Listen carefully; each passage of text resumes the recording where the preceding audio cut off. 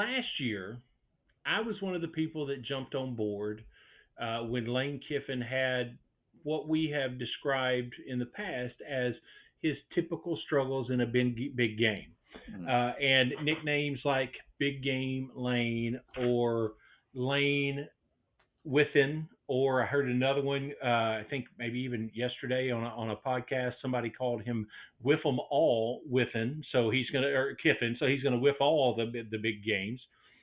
So I started thinking, okay, so is this the case, or is it one of those things of perception becomes reality? So let's look at Lane Kiffin uh, through his specifically his years at beginning in 2022 at Ole Miss, and it is an accurate um, statement that he has a losing record in games against top 25 opponents. He is 5-7. However, in that 5-7, seven or five of those seven losses are against Alabama or Georgia. So that makes me ask the question, and I didn't dig into it to look at all the SEC coaches over that time because we know the answer because of Alabama and Georgia's records. How many SEC football coaches would have a better record against top 25 opponents and a better record against in the conference if they didn't have to play Georgia and Alabama? And the answer to that, including Kirby Smart, is all of them.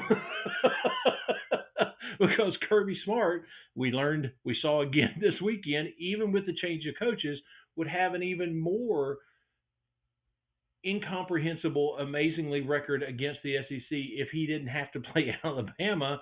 And all of the SEC coaches would be talking about how much better their years had gone if they could skip Georgia and Alabama on a regular basis. So again, you remove those two teams.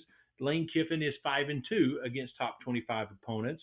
And another thing to look at is okay, one of the other negatives against him that's kind of been broad stroke painted against him is when he goes into a game as the favorite. They're undefeated, they only have one loss, whatever it is, and they're favored, they tend to lose those games. And that actually is a little bit better of an argument, but I would still say if you go through and look at every single game where he's either undefeated as a head coach or at Ole Miss or has only one loss going into the game, he actually still is winning almost 70% of those games. So is that Kirby Smart? You know, is that I've said too many names and I've started to go blank. You know how that happens. Alabama head coach, field is named after him. Help me out. Saban. Thank you. See, I said too many names and got them right. The odds were against me. I was going to go way off the rails at some point. So it was I, Nick Saban. I felt like I was on Jeopardy for a second. Who is? Who is? So, you know, yes, those aren't Saban numbers. Those aren't Kirby Smart numbers. But 70% of your games where you go in and you're undefeated or have one loss is not a horrible percentage. So I think a lot of what maybe is going on, and unfortunately this week doesn't help it because he lost to Kentucky, which maybe that also tells us a lot more about Kentucky and how good they are. Maybe South Carolina was the anomaly, and not Georgia or Ole Miss those games, but still, I think we need to take a little bit of a step back and see what big picture he's done at Ole Miss and who he's had to face in some of those losses to top 25 teams. And so maybe he's not in rarefied air like a Kirby Smart or a Saban, but he's also not. I'll say this because it won't come across as me being ugly. He's also not hanging out with Derek Mason and Clark Lee. Okay, so let's maybe take a little bit of a step back from the big game lane again. Better get your popcorn. He hasn't always helped. The perception with that mouth that he likes to run sometimes, but maybe we need to just take a little bit of a step back from that and say he's building something.